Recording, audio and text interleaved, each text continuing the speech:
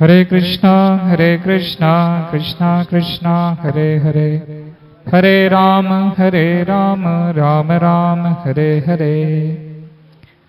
तो यहाँ पर उपस्थित आप सभी भक्तों के में हमारा सादर प्रणाम स्वीकार करें। आप सब बहुत महान हैं।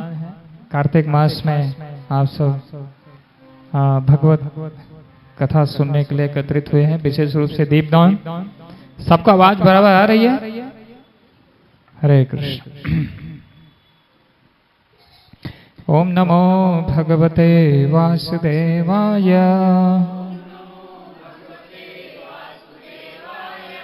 ओम नमो भगवते वासुदेवाय।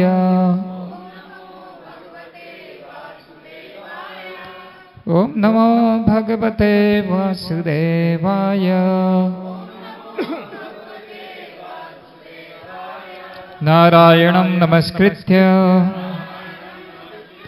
नरं चैव नरोत्तमं देवीं सरस्वतीं व्यासं ततो जयमुदीरयेत्। ओम अज्ञानतिमिरन्धस्य ज्ञानाञ्जनशलाकया चक्षुर्न्मीलितं येन तस्मै श्रीगुरवे नमः। जय श्री कृष्ण चैतन्य प्रभु नित्यानंद श्री अद्वैत गदाधर श्रीवासादि गौरभक्तवृंद। हरे कृष्णा कृष्णा कृष्णा हरे हरे, हरे राम राम राम हरे हरे।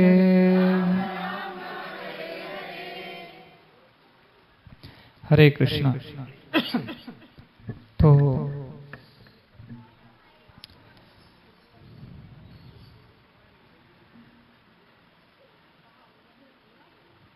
श्रीमद् भागवत का एक श्लोक का पाठ करके हम आगे बढ़ेंगे।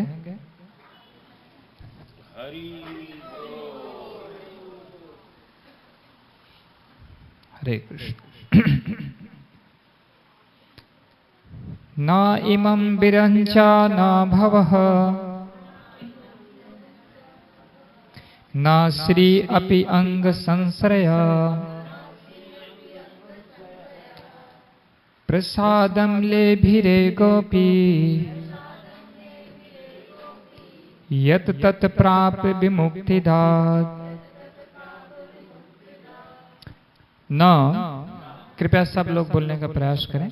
भागवत का एक शब्द उच्चारण करने पर एक कपिला गाय दान देने का फल प्राप्त होता है। और अभी ये महीना कार्तिक चल रहा है तो 1000 कपिला गाय दान देने का फल प्राप्त होगा। कपिला गाय वो है जो सारी सब गौ माता में सर्वश्रेष्ठ।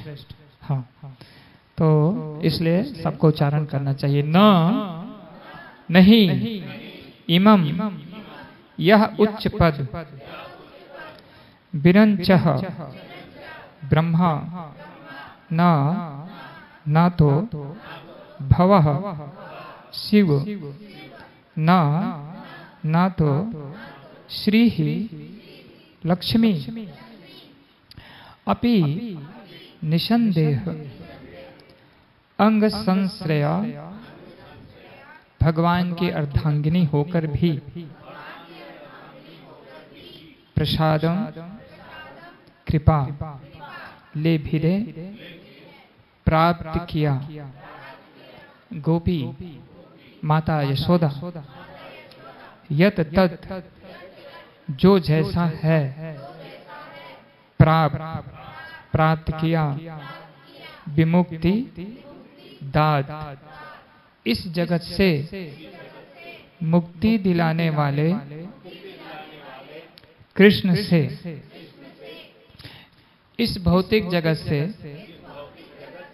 मोक्ष दिलाने वाले भगवान की ऐसी कृपा ना तो कभी ब्रह्मा जी, ना ही शिव जी, ना ही भगवान की अर्धांगिनी लक्ष्मी ही को प्राप्त हो सकी, जैसी कृपा माता यशोदा ने प्राप्त की।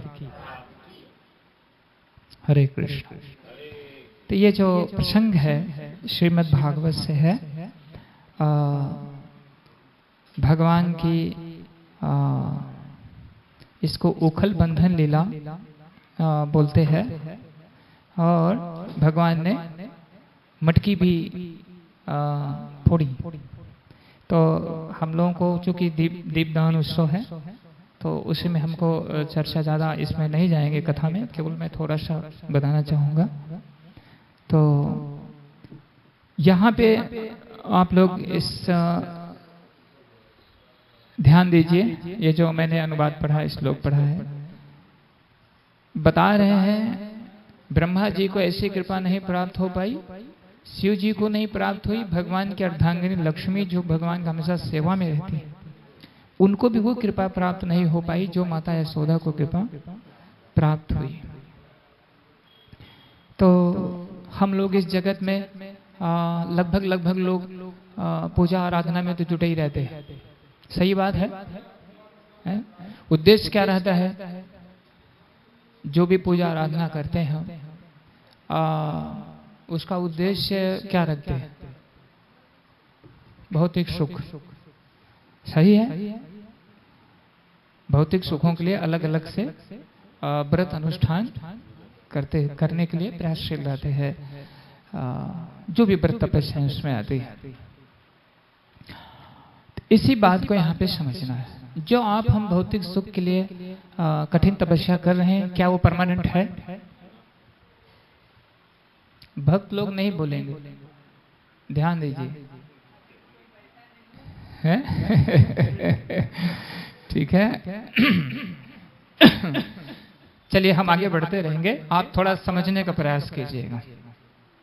भौतिक जगत में जिस सुख के लिए हम प्रयत्नशील हैं वो परमानेंट नहीं है, अस्थायी है। तो अस्थायी जो सुख है वो उसके लिए प्रयास करना बहुत लाभ है। जैसे मान लीजिए आपको 10-20 साल के लिए एसी कमरा, बढ़िया भोजन, सब व्यवस्था रहे, उसके बाद में वही स्थिति आपसे छीन ली जाए तो फिर कैसा लगेगा आपको? बुरा लगेगा ना, है कि नहीं? अभी देखिए हम लोग जब युवावस्था में रहते हैं अपनी फोटो खिंचा के रखते हैं उसको लगा करके, और जब वृद्धावस्था को प्राप्त होते हैं थोड़ा अच्छा नहीं लगता अपने को देखने के लिए, कैसे थे अभी हम ऐसे हो गए। ठीक है, ये मैं उदाहरण के लिए बता रहा हूँ। तो यहाँ कोई भी जिस सुख के लिए हम प्रयत्नशील हैं वो अस्थायी है। तो अस्थायी सुख के लिए कोई भी बुद्धिमान व्यक्ति बहुत प्रयासशील नहीं रहे। क्या ये हम गलत कह रहे हैं या सही कह रहे हैं? अस्थायी जो सुख है इसके लिए रख दीजिए नीचे, बहुत प्रकार से मेहनत करना और एक दिन हमसे छीन जाएगा। ठीक है ना? अभी मान लीजिए हम एसी कमरे में बैठे थे, मिश्रा जी ने सब घरों में एसी लगाया है, बढ़िया सब एकदम व्यवस्था है। कितने साल है मिश्रा जी? अभी लगभग कितना साल हो गए आप? 40-45 जो भी हुए होंगे, तो और 15-20 साल, उसके बाद इसको छोड़ के जाना है। मेहनत तो बहुत हुआ इसको बनाने के लिए। ठीक है ना? तो ये जो श्लोक पढ़ा गया है एक ऐसी व्यवस्था है, ये तो जो भौतिक जगत है अस्थायी है, वो भी उसमें भी समस्याएं होती रहती। बहुत सारा उसे बेटे को हम पाल पोस के बेटी को बड़ा करते हैं, पता लगा वही थोड़ा बड़ा हो के आज्ञा का पालन नहीं कर रहा है तो माता पिता का बहुत तकलीफ होता है। इसी प्रकार यह हमारी व्यक्तिगत शरीर है, कभी थोड़ा तंदुरुस्त है, कभी भयानक बीमारी हो गई, प्रॉब्लम हो गए, जो भी है। ये जो श्लोक यहाँ पे पढ़ाया गया है इसमें ये बताया जा रहा है एक ऐसा भी व्यवस्था है जिनको अगर हम प्रयास करें और प्राप्त करें तो अनंत काल के लिए, अनंत काल परमानेंट, वो कभी खत्म नहीं होगा। उसके लिए आप आनंद प्राप्त कर सकते हैं, भगवान के साथ जगत में उनके खेल सकते हैं, भगवान के जैसा आपका भी वहाँ पे एकदम नहीं, लेकिन फिर भी वहाँ भी चिन्मय शरीर है। तो ये बात हो रही है भगवत धाम की, और भगवान श्री कृष्ण की एक श्रेष्ठता इसमें बतलाई जा रही है कि शिव जी ब्रह्मा जी सेवा में खड़े रहते हैं भगवान के, भगवान आते हैं तो उनकी स्तुति तुरंत शुरू कर देते हैं। लक्ष्मी जी हैं तुरंत उनके चरण का ध्यान करती रहती, कहीं तकलीफ ना हो जाए हमारे प्रभु जी को कुछ भी। लेकिन वही माता यशोदा छड़ी उठाती हैं, वही भगवान जो ब्रह्मा जी शिव जी जो सेवा के लिए सब मतलब हाथ जोड़ के खड़े रहते हैं, लक्ष्मी जी एक हाथ जोड़कर सेवा में लगी रहती है, वही यशोदा मैया छड़ी उठा रही हैं तो क्या कर रहे हैं, भाग रहे हैं कृष्ण है। और यहाँ तक कि जब उनको पकड़ लेती हैं, एक तो वैसे ही सांवले और दूसरे काजल भी खूब लगा, तो जब और बच्चे कभी जब भयभीत होते शिशक शिशक के रोते हैं, ठीक है, रुदंतम मुहुर नेत्र युग्म मिर्जंतम कराम भोज युग में मुहु श्वास कंपा त्रिरेखांग कंठा, जो उनके गले की 3 रेखाएं हैं भगवान की, और जब सिसकियां ले रहे हैं तो कंपन हो रही है, इसमें मोती का माला पड़ा है। तो वो भगवान, तो मैं यहाँ छोटे में बताना चाहूंगा, इतना जल्दी तो ये समझ में आता नहीं, क्या ऐसी भी व्यवस्था है जो माताएं यहाँ पे बैठी हैं, उनको जो छोटे बच्चे को पालने में कितना आनंद आता है। विशेष रूप से जब बच्चा ठीक से बोल नहीं सकता, कुछ खाना लेता है, आधा खाता आधा गिराता है, जो ऐसे है या खेल के बहुत ऐसा है, लेकिन वो आनंद हमेशा नहीं मिल पाता, ठीक है। वो आनंद कृष्ण आपको अनंत काल के लिए दे सकते हैं, या मित्रता के रूप में वो आनंद भगवान आपको अनंत काल दे सकते हैं कृष्ण। तो ये उद्देश्य है जो हम लोग यहाँ पे बैठे हैं, इसलिए बैठे हैं कि इस जगत के लिए जो हम प्रयत्नशील हैं, सुख पाने के लिए अनेकों व्रत अनुष्ठान रख रहे हैं।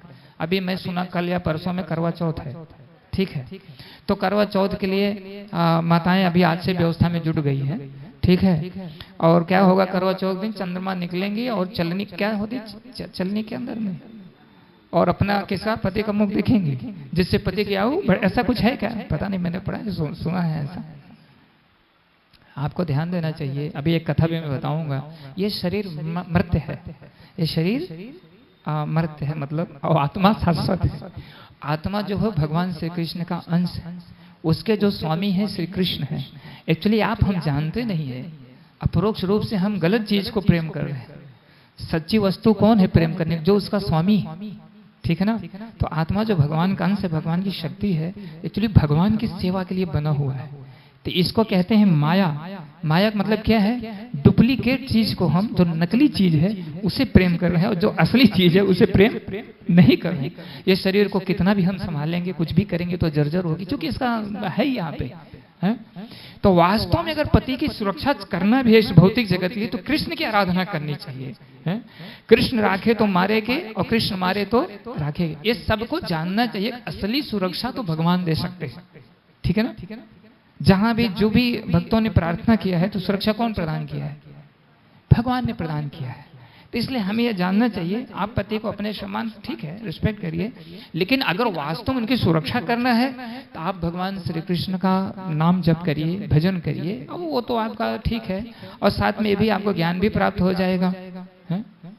जैसे मान लीजिए कि एक पत्नी जी का प्रदेश बाहर, पति बाहर गए, तो पत्नी जी ने अपने पति का फोटो रख के उनको भोग लगाना, खाना पीना जो भी है मान लीजिए, ऐसा कर संजोग से पति जी वापस आ गए जल्दी।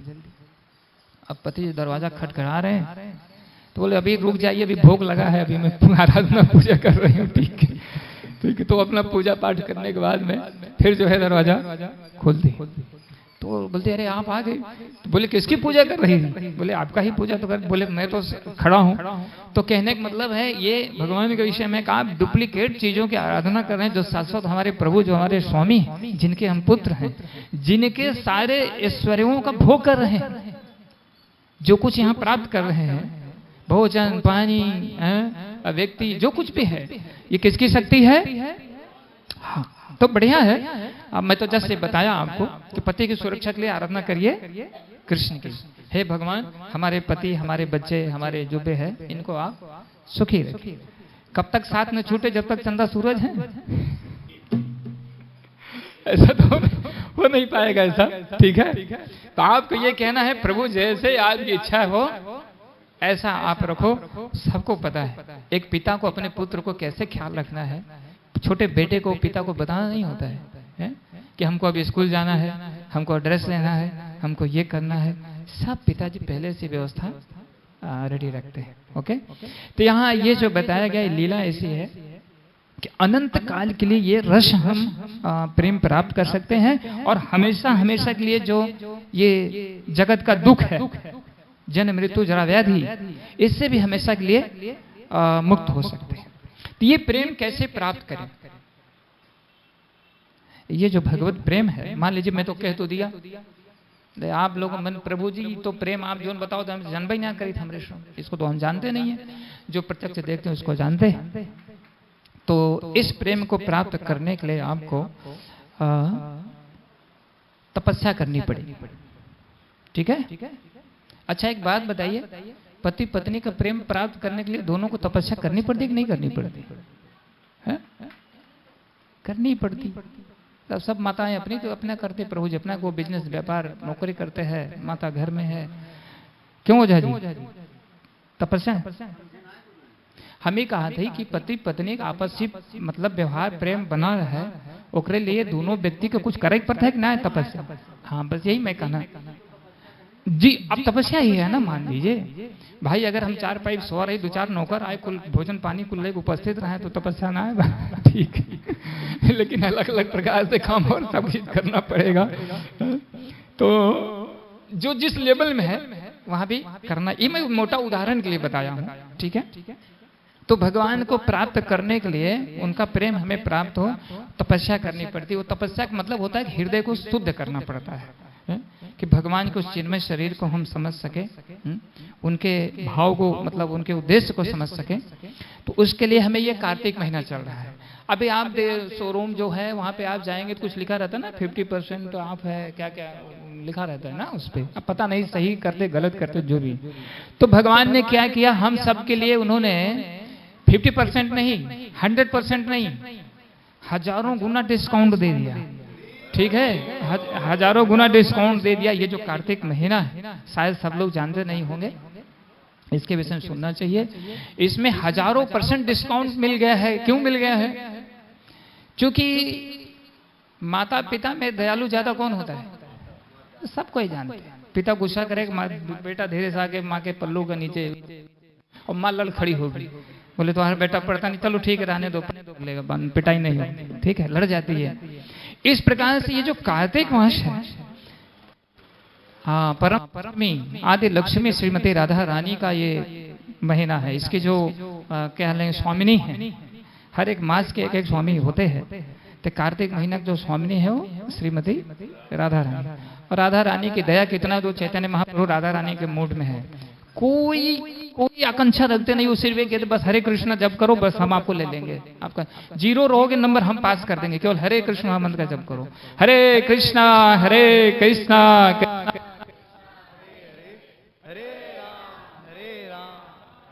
हरे हरे। क्या बात, नई मशीन आपके चार्ज है उसमें लगा है? ओके। तो राधा रानी का ये दिन है। राधा रानी हम सब का अच्छा से जानना चाहिए। हमारी आदि माता है वो, ठीक है? और भगवान श्री कृष्ण पिता है। हालांकि माता और पिता में वहाँ जगत में सब भेद नहीं है। वो भगवान श्री कृष्ण पुरुष रूप में भगवान है और राधा रानी उस रूप में वो भी भगवान ही है। ठीक है ना? वो दोनों जन में कोई अंतर नहीं है, खाली लीला विलास के लिए भगवान ने अपने को विस्तारित किया। तो ये कार्तिक महीना में विशेष रूप से इसमें दीप दान किया जाता है। ठीक है?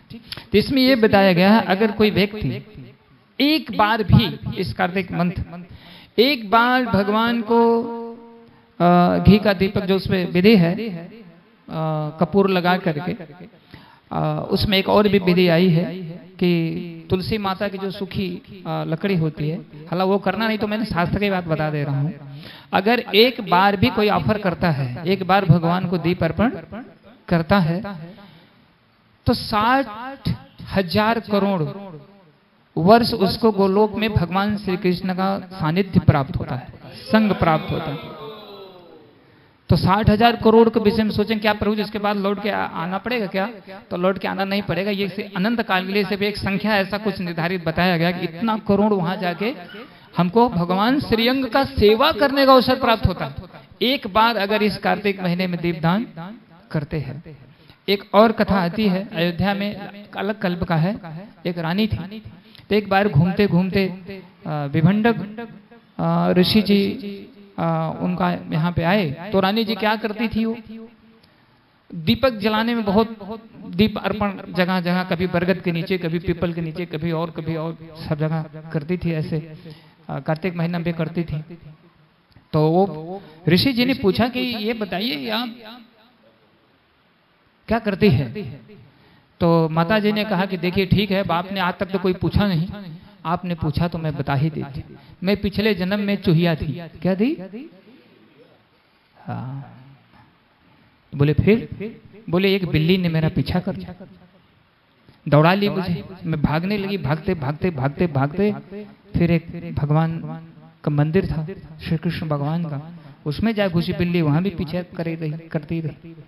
बोले मैं बेदी पे चढ़ गई, फिर वहां गई, बेदी से जान बचाने के लिए कूदी, तो वहां पे दीपक एक बड़ा जल रहा था और उसके अंदर में तेल था, उसका अंदर में मैं गिर पड़ी जाके।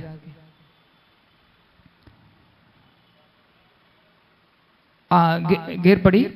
तो जब मैं गिरी तो दीपक की लौ पहले थोड़ा धीमी हो रही थी। कभी कभी होता ना, दीपक जलता रहता तो उसके थोड़ा धीमा, तो उसको बाद में कोई अगर हिला डुला तो तेज हो जाता। तो जब उसमें गिरी चूहिया तो वो थोड़ा हलचल हुई उसमें, और दीपक और तेज हो गया, और उसके बाद वो मर गई उसमें, क्योंकि तेल गर्म था। बिल्ली तो भाग गई। तो बोली कि वो जो दीपक था, कार्तिक मास था, दीप तो किसी और ने ऑफर किया था, दीपक जलाया किसी, मेरा कुछ उसमें नहीं लगा था, लेकिन उसका ये जो लौ तेज हो गई तो उसको भगवान श्री कृष्ण ने मेरे द्वारा दीपक जलाना समझ लिया और मुझे सूर्य लोक प्राप्त हो गया। अब आप बताइए, और जो कोई प्रेम से दीपक ऑफर करेगा, ये जो वैष्णव भक्त लोग हैं, एक बार दीपक भगवान को अर्पण करने से 60,000 करोड़ मिल रहा है समय, और जो बेचारे ये रोज दीपदान ऑफर कर रहे हैं भगवान को। तो चित्रगुप्त कहते हैं, देखा भाई, यमराज से जाके विनती करते हैं, सबका मैं लेखा जोखा रखूंगा, लेकिन ये जो वैष्णव आपके भक्त हैं, इनका लेखा जोखा मेरे बस का नहीं, मेरी कापी कलम स्याही कम पड़ जा रही, उसको उठा के, हाँ बोले इसको इनका मैं नहीं रख सकता हूँ, बाकी और दूसरों का रखूंगा।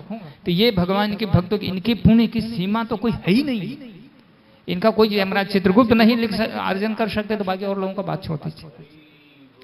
तो फिर रानी ने बताया कि वो कृपा हुआ, मैं उसके बाद मुझे सूर्य वंश में जन्म मिला और मैं महारानी बनी।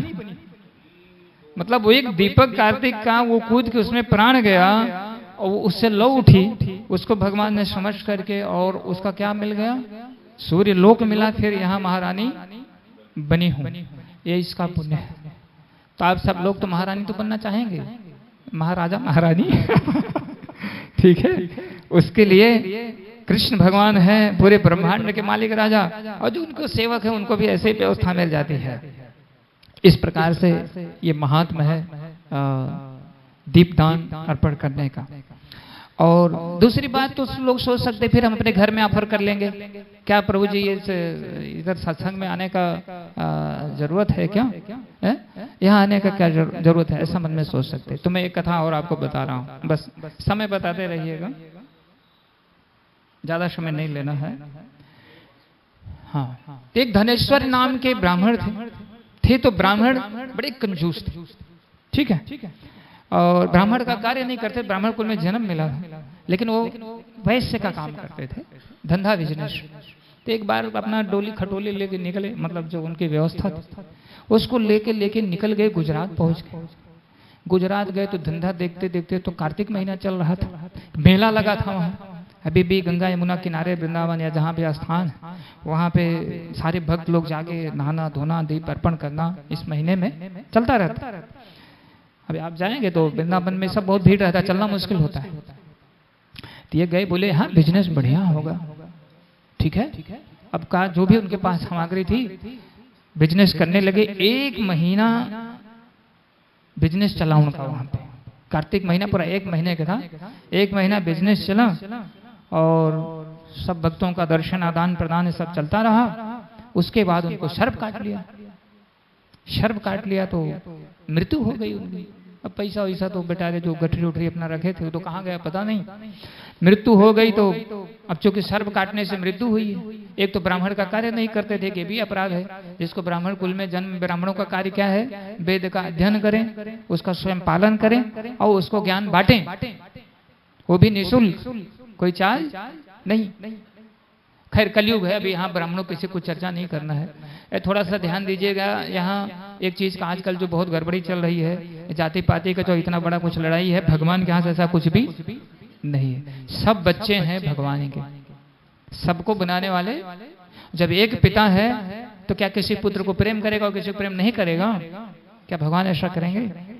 तो यहाँ पे केवल इतना है, जैसे एक छोटा घर भी है, ये घर है तो इसमें कोई इसको साफ करने के लिए चाहिए, कोई इसको मेंटेनेंस चलाने के लिए चाहिए, कोई सुरक्षा करने के लिए चाहिए। ये सब एक दूसरे के सहयोगी हैं। इसमें छोटा नीचा ऊंचा ऐसा कोई बात नहीं है। और न शास्त्र में ऐसा कहीं बात है। कुछ लोग शास्त्र को तोड़ मरोड़ करके प्रस्तुत करके कुछ राजनीतिक तरीके से कुछ हो और अपना लाभ उठाने के लिए, लेकिन हम सब लोगों को जानना चाहिए भगवान ने एक ही बात कहा है, सर्वधर्मान परित्यज्य माम एकम शरणं व्रज। उन्होंने ये नहीं कहा कि ब्राह्मण माम एकम शरणं व्रज, ऐसा नहीं कहा उन्होंने। सर्वधर्मान परित्यज्य माम एकम शरणं व्रज, सभी को बुला रहे हैं भगवान मेरी शरण में आयो, शरण में आइए। और दूसरा उन्होंने ये भी कहा कि ममे वंशा जीव लोके जीव भूत सनातन। जितने भी जीव, मनुष्य की बात छोड़ दो, चींटी पतंगा कीड़ा मकोड़ा वृक्ष जो भी है, सबके स्वामी पिता भगवान है। कौन? कृष्ण। तो इनको आ गए यमराज को दूध पकड़ के ले गए घसीटते हुए। यमराज के सामने चित्रगुप्त ने दबाया फाइल, तो आ गया सब। इनको कुंभी पाक नरक में पकाया जाएगा क्योंकि इन्हें ब्राह्मण का कार्य को नहीं किया है। तो कुंभी पाक नरक मिलेगी। कुंभी पाक मतलब समझ, उबलता रहता है, ठीक है। इसमें जैसे ले गए इनको उठा के फेंके, तैसे पूरा कुंभी पाक नरक ठंडा हो गया। वो खोल रहा था लेकिन अचानक शीतल हो गया। सारे के सारे यमराज के दूत हैरान खड़े हो गए, ऐसा आज तक तो कभी हुआ नहीं, ऐसा कैसे हो गया? तुरंत सूचना यमराज के पास गई। यमराज भी दौड़ते दौड़ते आए, बोले इनका फिर से आप दिखाओ क्या क्या हुआ। बोले ऐसा ऐसा तो हुआ है। तो ये लोगों को समझ में नहीं आ रहा था। नारद जी आ गए, श्रीमन नारायण नारायण बेड़ा बजाते हुए। यमराज तुरंत उनको प्रणाम किए, बोले महाराज बहुत समस्या आ गई है, ये कुंभी पाक नरक का भागीदार है और कुंभी पाक में डाले तो पूरा ठंडा हो गया और सारे जो पापी लोग वो भी नाचने लगे उसमें खड़े हो गए। बोले हो? तब नारद जी ने बताया देखो भाई ये व्यक्ति पाप का अधिकारी नहीं है। क्यों नहीं है? यमराज ने पूछा क्यों नहीं है, आप लोग सोचते क्यों नहीं है? बोले ये 1 महीना भक्तों के संपर्क में रहा, भक्तों के दर्शन करने का, उनके चरण को मट्टी लगने का, ये दर्शन का संग का इतना प्रभाव रहा कि कुंभी पाक नरक आपका शीतल पड़ जा रहा है। आई बात समझ में? हरि बोल नहीं बोल रहे हो आप तो ठीक से समझ नहीं पा रहे। ये संग का प्रभाव है। जब उन्होंने कोई हरे कृष्ण मंत्र जपा नहीं, कुछ नहीं किया उन्होंने, केवल वहां उपस्थिति का, उनके भक्तों के दर्शन का और मतलब वहां के संग का यह लाभ मिल गया कि कुंभी पाक नरक ठंडा पड़ेगा। तो इसलिए हमको आपको जानना चाहिए ये जो सत्संग है भगवान के, हमारा जितने भी भक्ति तपस्या है,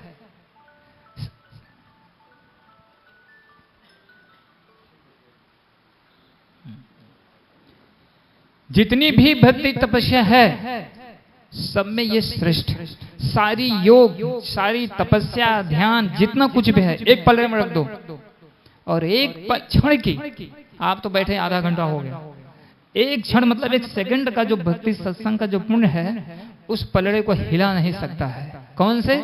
जो जाके ध्यान 60-60 हजार वर्ष बैठे हैं, कंदरा में बैठे हैं, कुछ जंगल में जाके ऐसा टाइट होके बैठे के सब कर रहे हैं। जितना भी जो अन्नदान ये सब कुछ भी जो चल रहा है सबको एक तरफ, और सत्संग का एक क्षण की महिमा एक तरफ, ये इसका पुण्य। इसलिए हमको सत्संग में हर काम छोड़ करके आना चाहिए।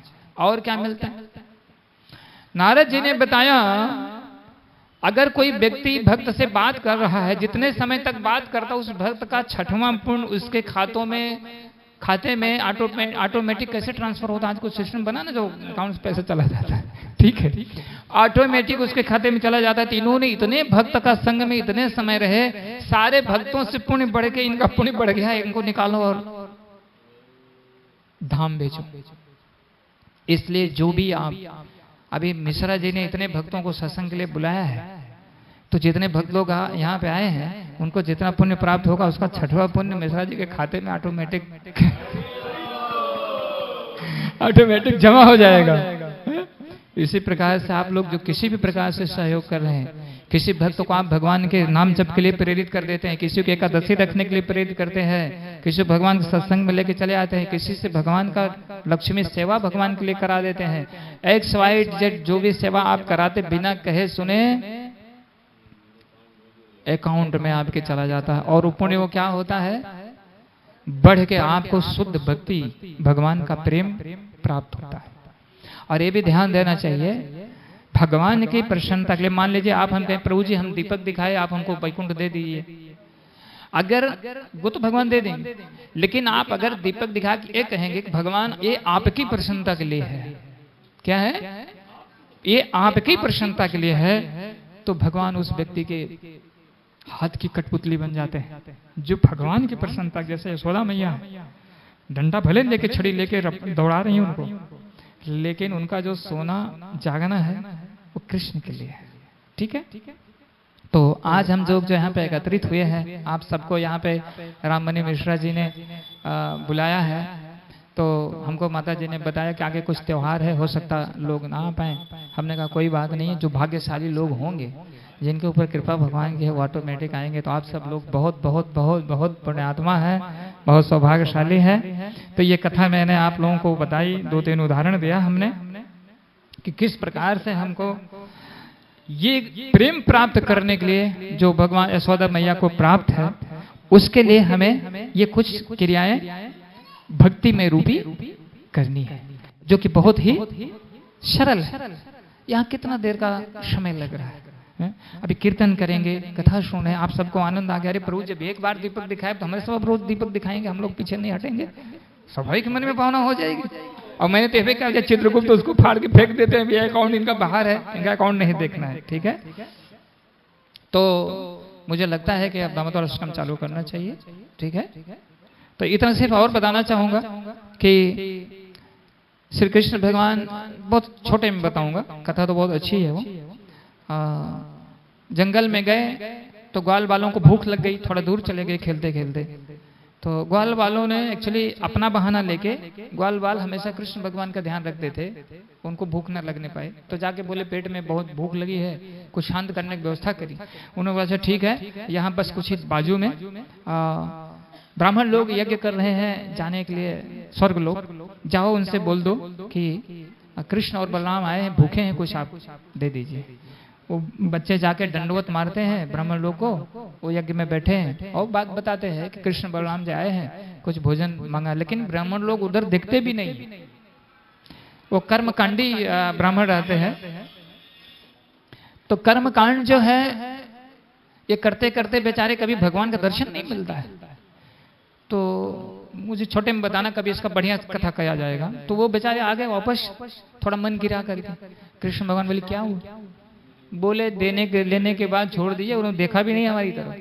बोले चिंता मत करो, वापस जाओ। कहाँ जाओ, माताएं बैठी हैं घर में। बोले माताएं, हाँ। बोले जाओ। माताओं के पास जाते हैं, सिर्फ ये बताते हैं कृष्ण बलराम आए, जैसे नाम कृष्ण बलराम का माताएं सुनती हैं तुरंत उनको कंपन शरीर में आंसू, और उनको ज्यादा कहना नहीं पड़ता कि भोग ले चलो, तुरंत थाल परात इनाक, थोड़ा थोड़ा मोड़ा प्रसाद नहीं, बड़ा बड़ा जो व्यंजन यज्ञ के लिए सब बना था, सब उठा के सर पर रख के एक तरफ से माताएं, और ये सब देखे जो पति लोग थे उनके, मतलब जो यज्ञ में बैठे थे, सब दौड़ पड़े, रिश्तेदार भी आए थे, कोई बेटे थे, ससुर थे, जो भी थे, सब लोगों ने अनेकों प्रकार से। लेकिन वहां बताया कि जैसे एकदम गंगा जी की धारा जो बह जाती है, उन्होंने लाख प्रयास करिए किसी प्रकार से, तो थोड़ा देर लोग रुकने का प्रयास के, बाकी वो चले गए। सब जाके माताएं कृष्ण का सामने अपना सब उपस्थित हो गई। तो यहाँ आपको समझ में आ रहा है कितना बड़ा ये रहस्य को समझना चाहिए कि वास्तविक जो हमारे जीवन का उद्देश्य है वो भगवान को प्रसन्न करना। यदि भगवान खुश हो गए तो सब कुछ। तो जाके जब उनके सामने वो सब थाल परात सब रखती हैं और ऐसा सर नीचे करके खड़ी हो जाती हैं। उसके बाद कृष्ण कहते हैं ठीक है, यहाँ ये भी समझना चाहिए भगवान को प्राप्त करने के लिए किसी भी नियम कानून को आप तोड़ सकते, यही शरणागति है। उन्होंने अपने पति का आदेश को किसको प्राप्त करने के लिए, भगवान ने वहां मुहर लगाई कि आप लोगों ने कोई निंदा का कार्य नहीं किया है। कहा है आप सब इधर उधर भागने लगने लगे हैं। है बोल क्या चल रहा है? हरे कृष्णा कृष्णा कृष्णा कृष्णा हरे हरे, हरे राम राम राम। एक कथा में जब ऐसा हो जाएगा ना, जैसे अब मिन्नू चक्रव्यूह में फंस गए थे आप लोग भी, अगर 2 शब्द कहीं मिस हो गया तो प्रभु जी बोले थे अरे ऐसा ऐसा होना, कहाँ गया समझ में नहीं आया। अब हम कह रहे हैं पति के प्रसन्न, भगवान प्रसन्न के लिए पति को छोड़ दो, आप कहीं उल्टा सुन लिए, नहीं पति के प्रसन्न के लिए भगवान को छोड़ दो, तब तो काम गलत हो जाएगा ना। इसलिए कथा में बहुत सावधान रहना चाहिए, ध्यान से सुनना चाहिए। भगवान ने कहा आपने सही कहा। कौन इसका समर्थन कर रहा है? जो साक्षात धर्म है।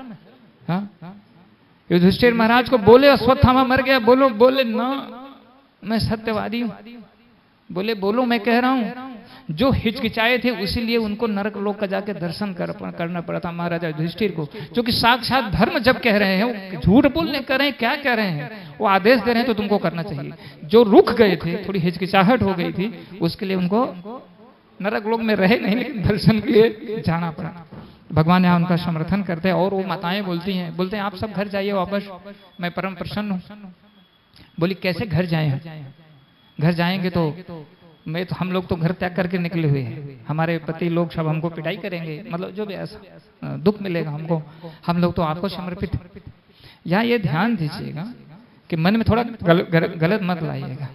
यहाँ ये माधुर्य रस में भगवान की भक्ति की बात है। हम लोग भी भगवान का ही अंश शक्ति है। अभी हमारा जो ये प्रेम सब कुछ है, ये डुप्लीकेट जगह पे, प्रेम तो नहीं कहेंगे उसको, काम कहेंगे, इंद्रियों को तुष्ट करना, वो गलत जगह पे घूम रहा है।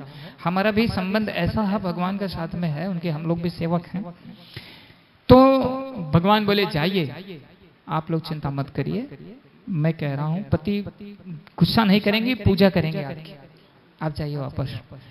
तो यहाँ एक चीज ध्यान दीजिएगा, जो मैंने थोड़ा हिंट दिया था आपको, अगर हमारे पति का संरक्षण चाहिए, हमारे पुत्रों का संरक्षण चाहिए, तो सबको हमें क्या करना, वो एक ही व्यक्ति है, वो कृष्ण दे सकते हैं, बाकी दूसरा कोई नहीं दे सकता। क्यों? रावण को जब मारने लगे राम, तो माता दुर्गा जी ने सूर्य से कहा कि तुम्हारा चेला बहुत स्पेशल है, वो मतलब शिष्य, उसको जाइए रक्षा करिए। सूर्य ने कहा शांत, बोले हमारे स्वामी सामने है, मैं नहीं जाऊंगा वहां पे, ठीक। तो ये सबको जानना चाहिए, अगर भगवान किसी को सुरक्षा नहीं प्रदान करेंगे, कहीं सुरक्षा मिल नहीं।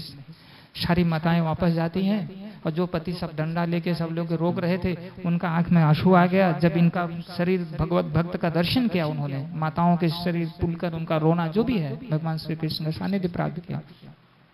वो लोग सीधा दंडवत मार दिए, सीधा दंडवत मार दिए। अब बोले ये हमारे ब्राह्मण जीवन को धिक्कार है, हमारी जो वेद अध्ययन दीक्षा यज्ञ जो भी कुछ सबको धिक्कार है। जो आप लोगों ने कुछ भी ऐसा नहीं किया, आप भगवान के मतलब प्रेम और दर्शन आपने प्राप्त कर लिया, और हम सब लोग ये तपस्या अपने आप को बहुत धिकारते हैं और दर्शन करने का प्रयास करते हैं, फिर चले, लेकिन कंस की याद आ जाती है उनको। अब देखिए दोनों भक्ति का रास्ता, माताओं कुछ नहीं डरी, वो कंस आए कौन आए कोई लेना देना नहीं, लेकिन क्योंकि इनका भक्ति को अस्तर नहीं था। तो यहाँ यह शिक्षा है कि भगवान को अगर हम कृपा है तो सारी कृपा हमारे परिवार के ऊपर सब कुछ बना रहेगा। तो आप लोगों से मेरा निवेदन है, आप सब करवा चौथ के लिए मैं मना ही नहीं कर रहा हूँ, लेकिन आपको ये बताना चाहता हूँ कि आप कृष्ण का भी नाम जप कीजिए, जो असली सुरक्षा आपको प्राप्त हो सकते हैं आपके पति, आप शाश्वत जाके भगवान की सेवा करो, अनंत काल के लिए वैकुंठ जगत में है केंद्र भगवान हो तो कितना अच्छा रहेगा। है यहाँ जो गाना है वो गलत है, छोड़ेंगे न हम तेरा साथ हो साथी मरते दम, ये गलत है। यहाँ तो साथ छोड़ना पड़ेगा, लेकिन अगर पति पत्नी भक्ति कर रहे हैं तो उनको भगवान वहाँ पे अनंत काल के लिए सेवा अपनी प्रदान कर सकते हैं। हरे कृष्णा। तो अभी सब बढ़िया से दीपदान करिए आज भी, और अपने घर पे भी शुरू कर दिए, जो लोग कर रहे हैं अच्छी बात है, ठीक है ना। शाम और सुबह हो सके तो सुबह भी करिए, यहाँ पे आपको दामोदर का गीत, अभी दामोदर अष्टकम हम लोग गाएंगे, उसको सुन लीजिए। 10 मिनट की आपकी पूजा, लेकिन ये पूजा आपको बहुत बड़ा फल देने वाली है। हो सके तो धाम का यात्रा भी आप कर सकते हैं।